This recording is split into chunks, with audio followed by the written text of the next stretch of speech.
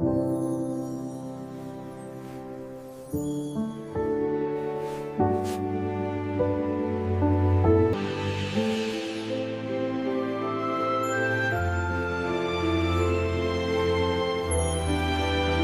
can you just stand there looking so indifferent? Do you feel nothing? I feel nothing but contempt for your dramatics. It's over.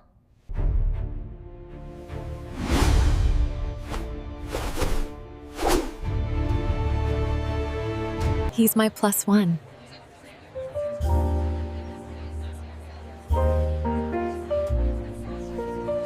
I stepped out of the car, adjusting my cufflinks and forcing a smile. Tonight was supposed to be perfect. 10 years. 10 years of love, 10 years of shared dreams. Our engagement dinner. I imagined Emily's parents praising me, my friends raising toasts. I imagined her smiling at me across the table, that sparkle in her eyes that had always made my heart race. Hey, over here. Emily waved, her usual confident grin in place. I smiled back, heart beating faster, and walked up. But then I froze. "Ah, this is my fiancé," she said, looping her arm through someone else's. "And this is Alex, my assistant. He couldn't make it tonight, so I told him he could join us. I hope that's okay." My stomach dropped. "Wait, Alex? Your assistant?" "Yeah. Isn't he great?" Emily's voice bubbled, completely unaware of the storm brewing inside me. I forced a laugh. "Sure, great." Alex extended a hand. "Nice to finally meet you." His smile was polite, almost innocent, but something in his eyes made my skin crawl. I shook it, my mind spinning. "Yeah, nice to meet you too." Emily tilted her head. "You're not mad, are you? It's just dinner." "Matt." I wanted to shout, to shake her, to demand how she could possibly do this. Instead I said, "I'm fine." My voice sounded thin, weak even to me. "Oh good. I knew you'd understand," she said, squeezing my hand and giving me that laugh, light, airy, dismissive. Like my feelings were nothing. I stepped back slightly. "Emily, can we talk? Just us." She blinked, then glanced at Alex. Sure. I guess." We moved to a quieter corner. I tried to steady my voice. "Why did you invite him? On our engagement dinner?" Emily shrugged, a careless motion that made my blood boil. "He's part of my life, isn't he? You always overthink things." "Overthink?" I repeated, my voice rising. "Emily, it's our engagement dinner. 10 years. And you?" I cut myself off, taking a shaky breath. I didn't want to yell here, not yet. Not in front of her assistant. "Relax," she said, brushing my arm. "It's harmless." "Really? You're reading too much into it." "Too much into it?" I laughed bitterly this time. "Emily, it's not just harmless. I swallowed. It's hurtful. Do you even realize that?" She tilted her head again, the same expression she wore when I had fallen for her the first time. "I do realize it. And I also realize you're being dramatic." I wanted to punch something. Or run. Or cry. Instead, I whispered, "You invited him as my +1. You call that harmless?" Emily's lips curved into that infuriating smile. "Well, you always say I should let people be themselves. So, I did." "Stop overreacting." Alex stepped closer. "I'm sorry if this is awkward. I really didn't mean to." "Don't," I said sharply, my eyes locking on him. "Just, don't." Emily laughed again. The sound was light, airy, mocking even. "See? He's sweet. You'll get along." I wanted to scream. "You don't get it. This isn't just about him. This is about us. About trust. About 10 years of our lives. And you just bring him here?" She shrugged. "You're making a big deal out of nothing." I felt a cold emptiness settle in my chest. That's when I realized, the girl I loved, the girl I thought was my forever, had just planted the first seed of betrayal. And I didn't know if I could stop it from growing. For a long moment, no one spoke. I looked at her, at Alex, at the table set for celebration, and felt the entire evening collapse around me. "Come on," Emily said finally, looping her arm back through mine. "Let's go inside. Don't be such a grump." I forced a smile, nodded, and followed. Inside, laughter and clinking glasses filled the room. But I felt alone. Completely alone. And for the first time, I wondered if everything I thought I knew about us was a lie. I couldn't stop thinking about that night. Every laugh, every casual smile Emily gave Alex, it haunted me. I tried to push it down, pretend it was nothing, but the more I ignored it, the more it festered. When I got home the next evening, I found Emily on the couch, scrolling on her phone. "Hey," I said, leaning against the doorway. How was work? Fine, she said without looking up. Long day. Long day, huh? I asked, trying to sound casual. Did Alex stay late again? She froze for a moment, then smiled faintly. Yeah. He's got a lot on his plate. Don't worry about it. Don't worry? I echoed. Emily, it's not that simple. I saw the way I stopped myself. Never mind. She looked up finally, her smile casual, but something distant in her eyes. You're imagining things. You always do. I clenched my fists, then let them drop. Maybe I am. Or maybe I'm just noticing the changes. You've been different. Different how? She asked, tilting her head. You're sounding paranoid. I've been tired, that's all. I sighed. Late nights. Phone calls you hide. Smiles that aren't for me. She laughed softly. I'm allowed to have private things, you know. Not everything is a secret from you. I'm not asking for secrets, I said, my voice rising slightly. I'm asking for honesty. 10 years of honesty. Her expression faltered just a flicker before she hid it behind a shrug. I'm telling you everything that matters. I sank into the chair across from her. Does Alex matter? She rolled her eyes. Don't be ridiculous. He's just my assistant. I don't know why you're hung up on this. Because it doesn't feel harmless. I snapped, then immediately felt guilty for raising my voice. I'm sorry. I can't stop thinking about that night. Emily reached over, touching my arm lightly. Stop overreacting. It's over. It doesn't matter anymore. I looked at her, feeling the walls between us growing. It does matter. Matters to me. To us. Or at least I thought it did. She pulled her hand back, leaving a cold gap. You think too much. I don't have to explain myself constantly. I stayed silent after that, watching her scroll through her phone, a hollow ache spreading in my chest. Something was breaking and I didn't know if I could fix it. Later that week I called Jake. Jake, I need your opinion, I said as soon as he picked up. What's going on, man? You sound stressed. I don't know. It's Emily. Something's off. Since the engagement dinner, she's been distant. Secretive. And there's Alex. Jake sighed. I see. Did you talk to her? I tried. She laughs it off, says I'm imagining things. But I'm not. Something's wrong. I can feel it. You can feel it, huh? Jake asked, a note of concern in his voice. That's usually a good sign. Trust your gut. Don't let it slide until you know what's happening. I'm scared, I admitted. 10 years, everything we've built. I don't want to lose it, but I feel like it's slipping. You might be right to worry, Jake said firmly. Look, I've known you a long time. If your instincts are screaming, listen. Don't get blindsided. I don't know what to do, I muttered, running my hands through my hair. Step back a bit. Observe. Don't confront her impulsively. But pay attention. Every detail counts. Every detail, I repeated, my stomach twisting. The next few days were worse. I noticed her laughing at jokes I didn't hear, texting when I was in the room, staying late at work, for projects. Each time I asked, she brushed it off. One evening, her mother called. Sweetheart, are you still excited about the engagement dinner? Her mother asked cheerfully. I am, Mrs. Linton, I said, forcing a smile. Really excited. Emily seems different lately, her mother added softly. Are you two okay? I paused. We're fine, I said too quickly. Just busy, that's all. After hanging up, I sank onto the couch, staring at the ceiling. Fine, I whispered to myself. Yeah, fine. But I knew it wasn't. Trust was cracking, tiny fissures spreading across the foundation of 10 years. Every small lie, every withheld glance, every secret smile with Alex was chipping away at everything I believed in. And I had no idea how deep the cracks would go before everything collapsed. I couldn't sleep. Every time I closed my eyes, I saw that smile, the one Emily gave Alex at the engagement dinner. I kept telling myself I was imagining things, that I was overreacting. But my gut told me otherwise. That evening, I made a decision I'd regret. I need to see for myself, I whispered to no one. I followed her from a distance as she left the office.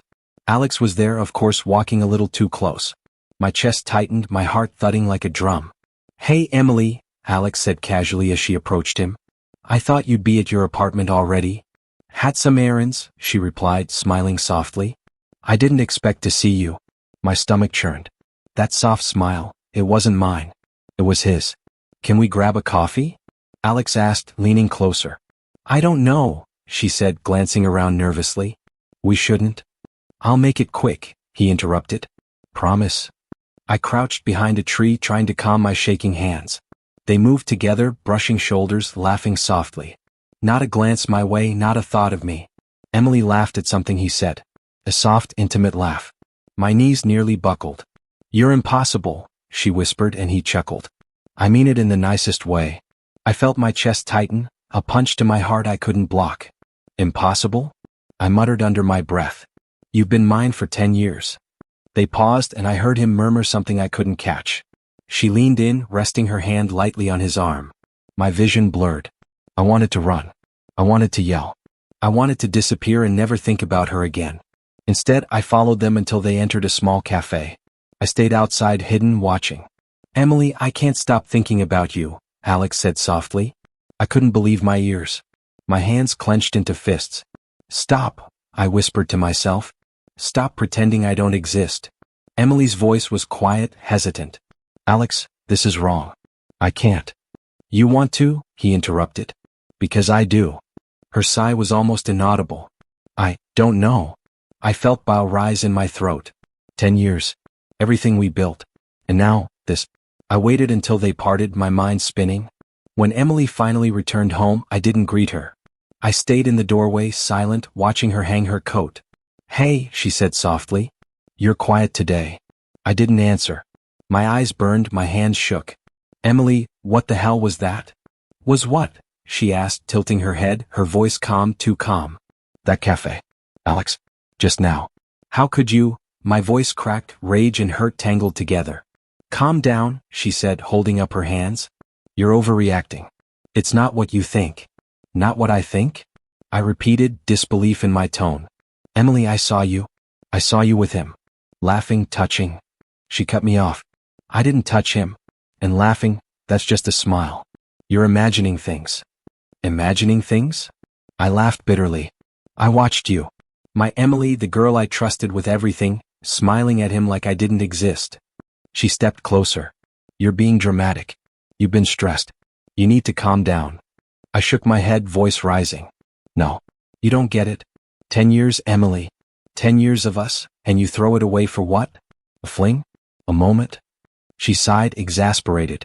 "It's not a fling. He's just someone I talk to. Why do you have to make this bigger than it is?" I felt my hands tremble. "Someone you talk to? You lean in close, whisper things to him, you smile at him the way you used to smile at me." Emily's eyes softened, but it wasn't mine I saw reflected. "I don't know what you want me to say. I'm not cheating. You're seeing betrayal where there is none." I laughed, a hollow, bitter sound. "Betrayal where there is none? Emily, I followed you. I saw everything. And you expect me to believe it's nothing?" She shook her head. "You're being ridiculous. Alex is just a friend. You're letting your imagination run wild. 10 years and you can't trust me for a moment?" I felt the world collapse. 10 years of love, memories, plans, and she dismissed it all like it was nothing. "I trusted you," I whispered. "And you destroyed that trust." "I didn't destroy anything," she shot back. "You're choosing to see it that way." I turned away, pacing the small living room. "No, Emily. You chose this. You chose him over us." She said nothing, just stared. And in that silence, I realized something devastating. The woman I loved, the woman I had built my life around, was already gone. I couldn't stop pacing the apartment. My hands were shaking, my chest tight. 10 years. 10 years of love, trust, plans, all crumbling because of her and him. "Emily," I said, voice low but steady when she walked in, "we need to talk." She looked at me, smiling faintly. "About what?" I took a deep breath. "About us. About everything." She tilted her head. "Is this about that cafe thing?" "I already told you, it's nothing." "Nothing?" I snapped, my voice louder than I intended. "Emily, I saw you.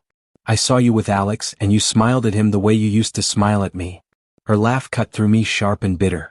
"You're overreacting." "Really? Overreacting?" I laughed bitterly. "Emily, I followed you.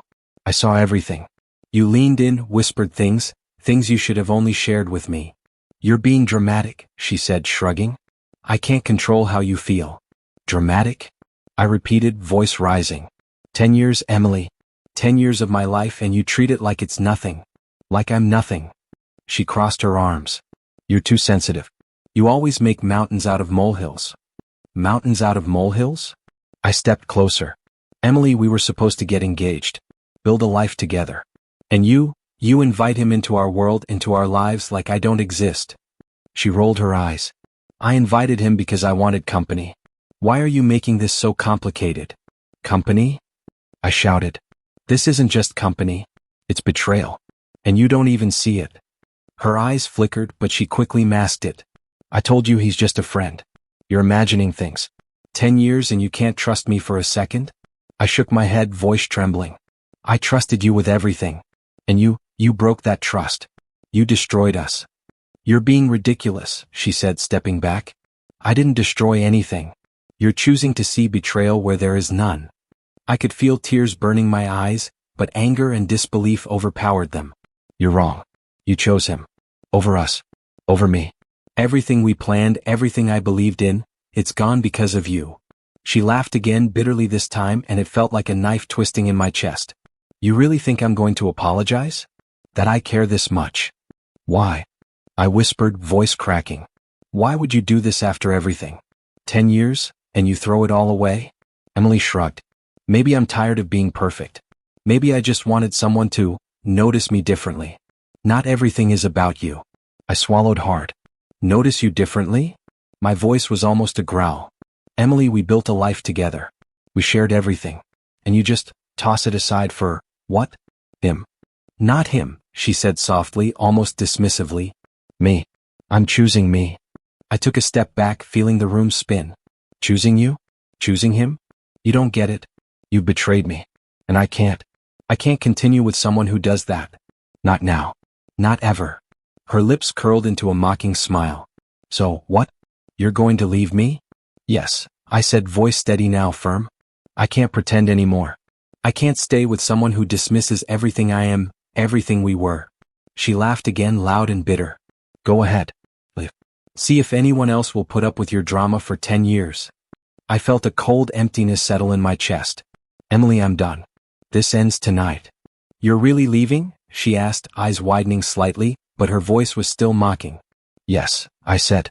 I loved you, Emily. I really did. But you don't deserve my love. Not like this. She scoffed. You think I care? I shook my head slowly. No. But I care about myself enough to walk away. I grabbed my coat and keys. Goodbye, Emily. I hope one day you understand what you lost. She didn't respond, just watched me leave, her laughter fading behind me. Outside, I breathed deeply, the cold night air stinging my lungs. I felt a strange mix of grief and relief. 10 years didn't just vanish, but the weight lifted slightly, replaced by something dangerous, determination. Determination to reclaim my life, my happiness, my control. Friends called later, sensing something had shifted. Are you okay? Jake asked over the phone. I will be, I said quietly. I had to end it. There's no other way. I'm proud of you, man, he said softly. You did what you had to do. I hope so, I muttered. I can't let this break me. As I hung up, I realized the world had changed. Emily was gone from my life, and with her, the life I thought I knew.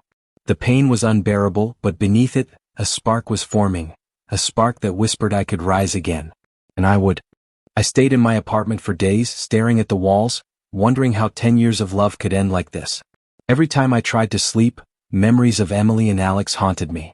I could almost hear her laugh, that soft sound that once made me feel safe now felt like a knife. One evening, Jake called. Man, you need to get out of that apartment. You're turning into a ghost. I can't, I said. I don't even know who I am anymore without her. You're still you, he said firmly. You just need to remember that. Trust me, isolating yourself won't fix anything. I feel empty, I admitted. I don't know how to fill the space she left. Start with yourself, Jake said. Not her. Not them. Just you. I didn't answer right away. I sank into the couch, staring at the ceiling. Maybe he was right. Maybe I'd been defining myself through Emily for too long. The next day I sat at my desk with a blank notebook. I need to write, I whispered to myself. I need to put this somewhere I can see it. Teresa, a coworker I respected, stopped by. Hey, you okay? You've been off lately. I sighed. I'm figuring things out. Emily left, and I'm trying to understand who I am now. She gave me a small, knowing smile. Pain has a way of teaching us who we really are. You're stronger than you think. Feels weak, I said, rubbing my temples. I thought I could trust her. I thought we had everything. You did everything right, she said gently. Sometimes people choose differently and it's not a reflection of you. It's a reflection of them. I blinked, surprised by her clarity. I never thought about it that way. Start small, she advised. Journaling, reflecting, setting goals. Anything that puts control back in your hands. I nodded, flipping open the notebook. Control, yeah. That's what I need. That night, I wrote until my hand cramped. I wrote about Emily, about Alex, about the betrayal, about the nights I felt like I was drowning. I wrote my anger, my heartbreak, and finally, my determination. By the end, the notebook was full of raw emotion and a spark of clarity. The following morning, Jake stopped by. So, how's the therapy? Therapy. I raised an eyebrow. You're writing. You look like a man on a mission, he said, smirking. You need a plan, not just venting. I guess you're right, I said. I need structure. I need to reclaim my life. Good, Jake said, grinning. Start with career. Show them what you're capable of. And when you do, you'll see how much they missed, Emily included. I don't want revenge, I said softly. Not like that. But I want to prove I'm stronger than this. That's exactly it, Jake said. Quiet revenge. You living well, thriving, moving on, that's the best payback. I nodded, a small smile creeping onto my face. For the first time in weeks, I felt a spark of control. Over the next few days, I immersed myself in work. I stayed late, took on new projects, and started networking. Every completed task, every recognition felt like a tiny victory over the chaos Emily had left behind. Teresa noticed. You're changing, she said one afternoon. I can see the focus, the fire. Feels good, I admitted. For the first time in a long time, I'm doing something for me. Exactly, she said. Don't let anyone, past or present, take that away. You have the tools. Use them. I thought about Emily's social circle, how she was slowly facing whispers and rumors I had overheard. I didn't feel satisfaction, not yet, but I understood that life had a way of balancing itself. I didn't have to push karma, it would come naturally. My job was to build myself, not destroy her. At home, I kept journaling. I wrote down my goals, my fears, my plans for the future. I wrote letters I would never send, expressing every hurt, every anger, every lesson I had learned. The pages filled with more than grief, they held the blueprint of my rebirth. One night, Jake dropped by again. Feeling stronger? He asked. Yeah, I said. I'm starting to see myself again. Not as someone who loved too much, but as someone who can survive everything. Someone who can thrive. Good, he said. You're turning the page. Soon you'll write a whole new chapter. I looked at my notebook, at the words spilling across the pages. A chapter where I'm in control. Where I decide my life, not her or him. Where I build something stronger than what we had. And you will, Jake said. I promise. You just have to keep moving forward. I smiled, a real smile this time. Not forced, not hollow. A smile of determination, of quiet revenge, of reclaiming my story. For the first time in weeks, I felt something I hadn't felt since Emily left. Hope. Not for her. Not for Alex. For me. And that was enough. I hadn't expected to feel satisfaction so soon, but life has a way of serving justice when you least expect it. Did you hear about Emily? One of my colleagues whispered as I walked into the office. I raised an eyebrow. No. What happened? She got caught exaggerating her project successes, the woman said, glancing around nervously. People are questioning her credibility. I smiled faintly, careful not to show too much. Really? That's surprising. Another colleague chimed in. And apparently Alex is taking credit for some of her work behind the scenes. It's all coming out now. I nodded slowly, heart thudding. Interesting how things work out. Later that day, Jake called. You're smiling, aren't you? He asked knowingly. I might be, I admitted. It's not revenge, I swear. It's just karma, I guess. Life catching up. Good, Jake said. Just keep focusing on yourself. Don't get distracted by her mistakes. Let her fall without you pushing her. I can do that, I said. I'm seeing things clearly now. Alex isn't who she thinks he is, and Emily, she's not the woman I thought I knew. That evening, I ran into Teresa in the office kitchen. You're looking sharper these days, she said, smiling. Confidence suits you. Thanks, I replied. Feels good to finally feel solid again. To have control. Good, she said. It's important to reclaim your energy after betrayal. Don't waste it worrying about them. Use it to build yourself. I'm starting to see that, I said. I'm tired of letting other people's decisions dictate my emotions. Teresa nodded. That's the key. Keep pushing forward. The rest will handle itself. I left the office later that night and decided to attend a networking event. I walked in, confident, composed, smiling at acquaintances and strangers alike. For the first time in months, I felt like myself again, strong, unbroken, untouchable. Emily was there too, but she looked different. Her usual confidence was gone, replaced with tension. She whispered nervously to Alex, who rolled his eyes at her like a teacher scolding a student. I watched quietly from a distance, sipping my drink. Emily, you can't keep doing this, Alex hissed. People are noticing. You're not as sharp as you think, and I'm not doing all the work for you anymore. What? You said you'd help, she protested softly, panic rising in her voice. I help because I benefit, he snapped. Don't think I'm doing this out of kindness. You're lucky I tolerated your mess this long. I felt my chest tighten. 10 years of my life, 10 years of trust, wasted on a woman who couldn't even keep her professional and personal life intact. I turned to a colleague who had come over. Can you believe it? She's unraveling. Yeah, he said quietly. I've heard some whispers. People are surprised, but maybe not. I nodded, watching Emily's panic grow. Alex's arrogance was showing cracks. He barked orders, shoved papers at her, and Emily's face fell each time. Later, Jake texted me, feeling satisfied yet? I replied, not satisfied. Just aware. Life's correcting itself. A friend of Emily's from our social circle approached her, speaking quietly, shaking their head. You really should have handled things differently, they murmured. Emily's face flushed. I know, she muttered, but her voice lacked conviction. I leaned back against the wall, sipping my drink. I could feel the irony, the people who hurt me, the woman I loved, now completely vulnerable. But I didn't gloat. I didn't need to. Observing was enough. Hey, a colleague said, nudging me. You're calm. Like you expected this? I shrugged. I didn't expect it. I just accepted it. The truth has a way of showing itself eventually. Teresa's words echoed in my mind. Don't waste your energy on them. Build yourself. I caught sight of Emily trying to compose herself, whispering frantically to Alex, but he ignored her. Her panic, her realization of her mistakes, it was palpable. I glanced around the room, acknowledging the whispers, the sideways glances. Everyone seemed to sense the shift. She was no longer untouchable. And yet, despite it all, I felt calm.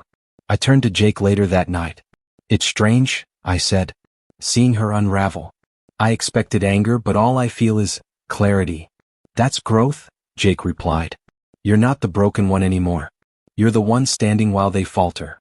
Exactly, I said. I don't need to push anything. I just keep rising, keep improving. Let life do the rest. As I walked home, I reflected on the day. My professional successes, my confidence, the subtle satisfaction of observing karma unfold, it was intoxicating but pure. No malice, no vengeful acts. Just life correcting itself. I realized something powerful. Betrayal had made me stronger, more aware. And as Emily and Alex faltered, I could finally see the truth clearly. I smiled to myself. Life had a funny way of balancing the scales. And for once, I wasn't waiting for it, I was living it. The gala hall sparkled under crystal chandeliers, and I walked in feeling like a new man. Suited, composed, confident. Every eye that lingered on me, every nod of acknowledgement felt like a confirmation. I had reclaimed myself. Looking sharp, Jake said, sidling up beside me with a grin. You've got that aura now. People notice it. Thanks, I said, adjusting my tie. Feels different. Feels good. Teresa appeared moments later, her smile warm. I see the difference too. You've grown. Stronger, calmer, untouchable even. Untouchable, I repeated softly, liking the sound of it. Feels right. We mingled, networking with professionals, exchanging pleasantries, shaking hands. Every conversation reminded me that I was building my life without relying on anyone who had betrayed me. Every compliment, every acknowledgement, was a quiet reinforcement. I was moving forward. And then I saw her. Emily. Across the room, looking for attention, scanning faces, and, inevitably, landing on me. Why is she here? I muttered under my breath. She probably wants to see you, Jake said casually. Curiosity, guilt, or both. I watched her approach, walking carefully, measuring each step, forcing a smile that didn't reach her eyes. Hey, she said softly as she reached me. I didn't expect. I mean, you look different. I nodded, calm and composed. Thank you, Emily. I've been working on myself. You look amazing, she said again, her voice hesitant. I mean, confident. In control. I am, I replied evenly, my eyes steady on hers. I've learned a lot since we parted ways. Her lips pressed together. I just wanted to. You wanted to what? I asked quietly, leaning slightly closer. Reconnect? Apologize? Explain? I thought maybe we could. Emily, I interrupted gently but firmly. I appreciate the thought, but I'm not looking back anymore. I'm not the same person who waited for you to realize what you lost. Her face fell just slightly. I saw the realization settle in. She no longer had control. The confidence she once wielded over me had vanished. You're calm, she said, voice shaky. I thought it would be different. That you'd upset? Her? Crying? I asked softly, not mockingly, just stating the truth. I felt that before. But not now. Not anymore. Emily blinked. I didn't realize. I mean, I thought. You thought you could still affect me? I said. Control me? That chapter is over. Completely over. She looked down, twisting her hands. I never wanted it to end like that. Not really. I understand, I said. But it did. And I had to accept it. I had to rebuild myself. That's what matters now. Emily's eyes flicked nervously toward the other attendees, hoping someone might intervene, might change the dynamic. But nobody did. Her social circle observed, whispers and sideways glances floating around, but I was unshakable. You've changed, she said finally, voice low. Stronger, colder. Not colder, I corrected. Just aware. I'm not blind anymore. I'm not dependent anymore. I'm whole. A colleague, Mr. Daniels, stopped by and offered a handshake. Congratulations on your recent presentation. You handled yourself brilliantly. Confident, poised, impressive.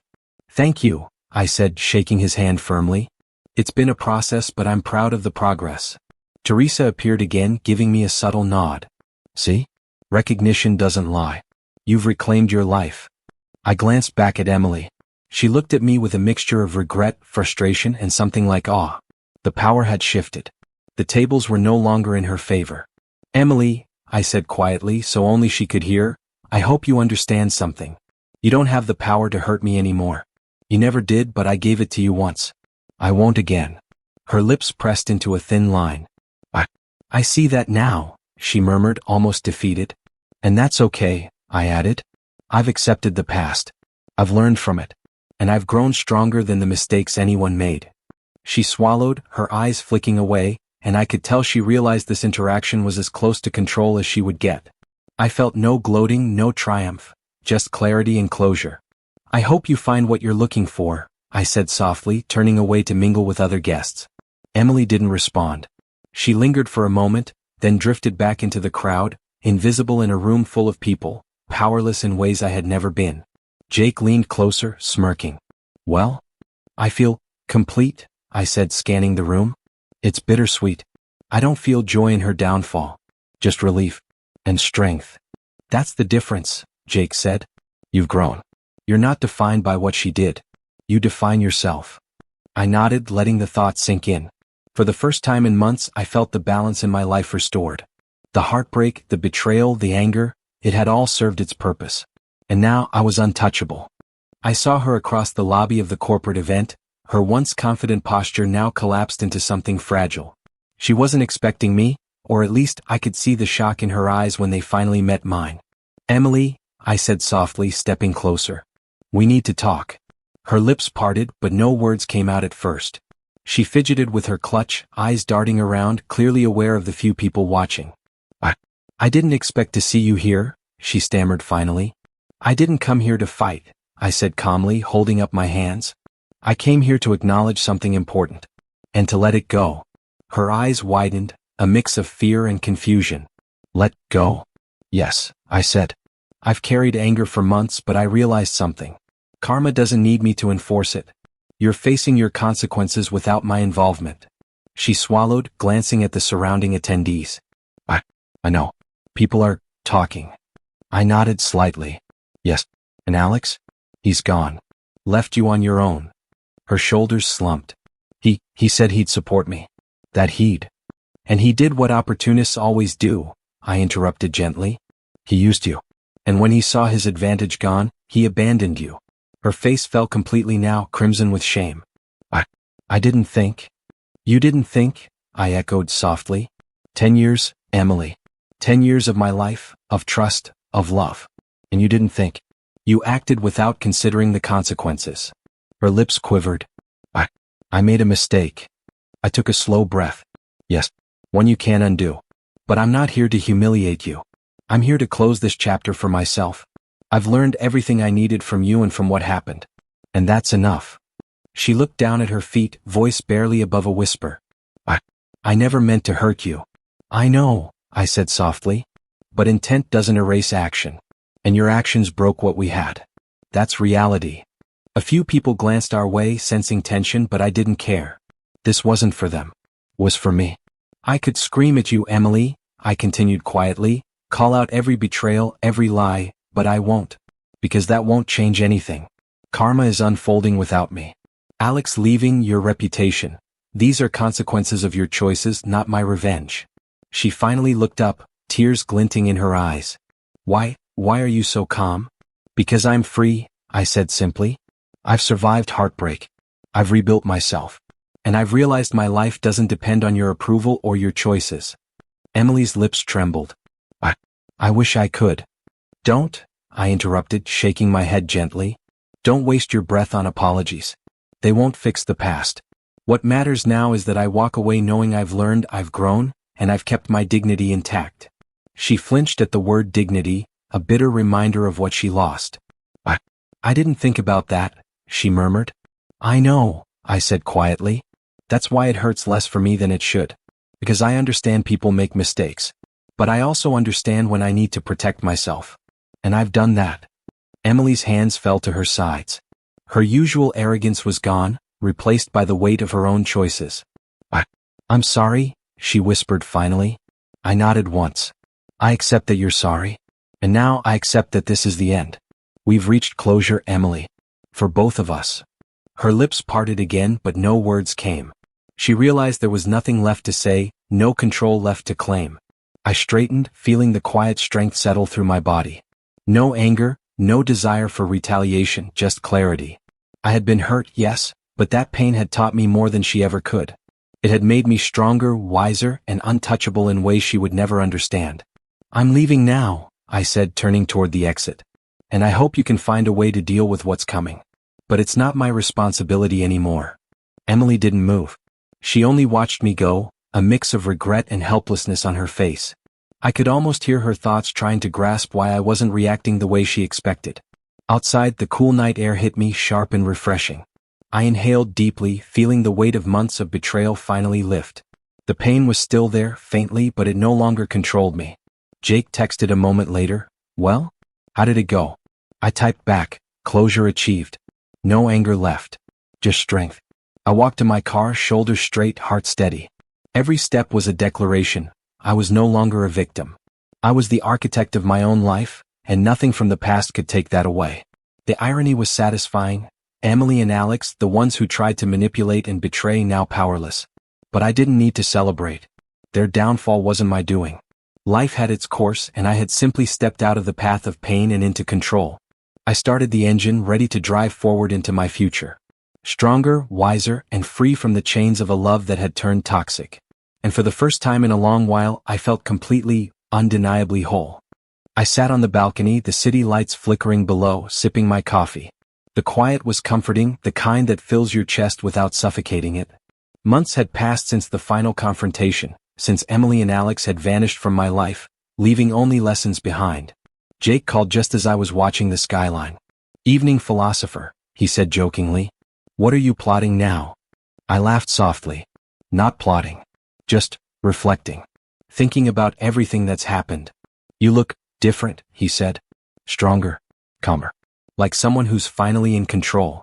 I am, I said. I've realized that life isn't about holding on to people who hurt you. It's about holding on to yourself. That's deep, Jake teased. So, no more heartache? No more, I said firmly. Not in the same way. I've accepted the past, the betrayals, the mistakes. They don't define me anymore. That's what I like to hear, he said. You've rebuilt yourself. Career, confidence, everything. You're unstoppable. I wouldn't call it unstoppable, I said, smiling. But I'm aware now. I know my worth, my boundaries, and I won't let anyone cross them again. Teresa had given me similar advice when she noticed the shift in me. Strength comes from learning, she'd said. Not from fighting. Not from revenge.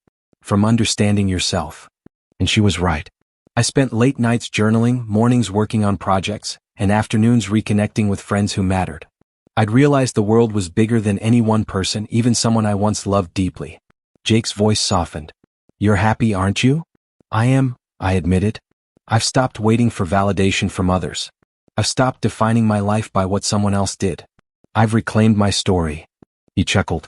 Sounds like someone's finally ready to date again. I felt a faint blush rise. Maybe. But slowly. Carefully. I'm not rushing into anything. I want to enjoy knowing I'm complete on my own first. Jake laughed. Good answer. That's the smartest move. You've earned this peace. And I had. The heartbreak had carved scars, yes, but also space for growth. I could breathe without fear, laugh without hesitation, and dream without boundaries. One evening, a friend introduced me to someone at a small gathering, a bright, warm presence with easy laughter. I'd like you to meet Chloe, the friend said. Chloe extended her hand. It's great to meet you. The pleasure's mine, I said, shaking her hand. Her smile was subtle, genuine, not forced. Something in her presence didn't demand anything, but invited curiosity. Jake nudged me. See? That's the future. Not looking back. Just moving forward. I smiled, letting the moment linger. There was no rush, no expectation, just a quiet recognition that life had more to offer. I could embrace it fully and freely without shadows from the past clouding it. The next morning I journaled again. I survived betrayal. I survived heartbreak. I rebuilt myself. I am stronger, wiser, and ready for whatever comes next. It felt good to write it, to acknowledge the journey and the growth. Emily and Alex were gone, their influence null. I carried only lessons, resilience, and a renewed sense of self. Jake called again later. You sound at peace, he said, a note of approval in his voice. I am, I said. For the first time in years I feel free. Free to explore, to grow, to live for me. That's what I wanted to hear, he said. And hey, don't be surprised if someone special walks into your life now. You're radiating it, confidence, strength, authenticity. I laughed quietly, heart light. Maybe. But I won't chase it. I'll let it come naturally. As I ended the call, I looked at the city again, breathing in the cool night air. A faint smile tugged at my lips. I had survived the storm, rebuilt the ruins, and learned to stand tall alone. New beginnings weren't about forgetting the past.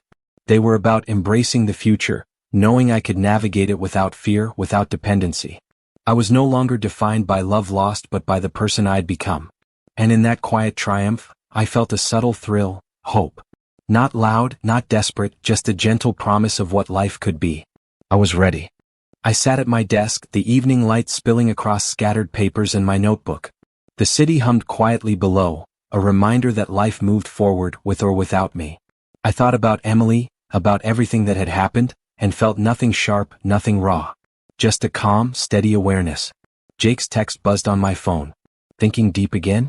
I smiled, typing back. Yeah. Reflecting. Feels good. You seem peaceful, Teresa said when she dropped by unexpectedly. I see it in your eyes. You've changed. I have, I said softly. Pain has a way of shaping you if you let it.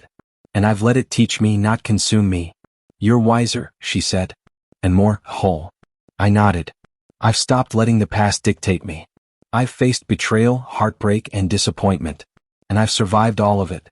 I've grown stronger, more aware of my boundaries and my worth. Teresa smiled, her eyes approving. That's rare. Most people carry the scars without learning from them. I leaned back in my chair. I used to be angry at Emily, at Alex, at myself for trusting too much. But now, I see it differently. Everyone acts according to their flaws and fears. I can't change them. I can only control my response. Exactly, she said. And that's where freedom comes in. I smiled, feeling a warmth that had nothing to do with anyone else. Freedom. 4 years, I'd been tethered to a relationship built on betrayal. Now, I was untethered, capable of moving forward without fear, without resentment. Later that night, I wrote a letter I would never send. Emily, I began, I forgive you. Not because everything you did was right, but because I refused to let anger control me. I understand that you acted out of weakness, selfishness, or ignorance. We all falter. I fell in love with the best of you and I mourn the rest. But I choose peace over pain. I hope you learn as I have, that actions have consequences, and that life corrects itself in ways we cannot force. I paused, taking a breath. I don't wish harm on you. I don't wish for you to fail, though you may face challenges. I simply wish for you to understand what you lost, and for me to continue building a life worth living, free of deception and shadows. I set the pen down, feeling a release. It wasn't closure from her, it was closure from me. From my attachment, my heartbreak, my need for answers. I had given myself the last word, and it wasn't bitter. It was calm. It was final. Jake called shortly after, curiosity in his tone. Finished plotting world domination yet? I laughed. Something like that. I've written a letter I'll never send. It's not about revenge or getting a response. It's about letting go for me. That's mature, he said. I'm proud of you, man. Thanks, I said quietly. It feels good to realize I don't need closure from anyone else. I have it internally. Teresa's words echoed again. Freedom comes from within. She was right.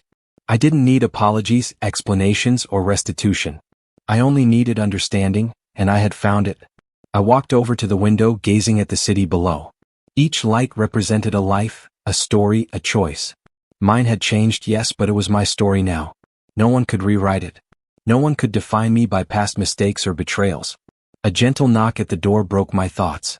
A colleague popped in with an invitation to a small dinner, just friends, casual, promising conversation and laughter. I smiled. I'd like that. It's time to embrace the future. Jake's message pinged again. So, new beginnings, huh? I typed back, yes. Real beginnings. What? I thought briefly of someone new, a warm presence I'd met months ago, someone who didn't demand, didn't push, simply existed as a reminder that life has hope beyond loss. I didn't rush it. I didn't force it. I let it be. Sitting back, I closed my notebook and took a deep breath. Betrayal had taught me resilience. Heartbreak had taught me boundaries. The end of that chapter had given me clarity. I was no longer reacting to the past. I was shaping my future. And in that quiet realization, I felt triumph, but not in the way I expected. Not satisfaction in revenge, not gloating over failures of others. Just a steady, comforting knowledge that I had survived, evolved, and reclaimed my narrative. I grabbed my coat and stepped outside. The night air was crisp, carrying the promise of tomorrow. I walked forward, unburdened, unafraid, ready for whatever came next. The ghosts of old love no longer held sway. I was free. I was whole. And for the first time, I smiled without reservation, knowing that the story of my heart, from pain to growth, was mine entirely.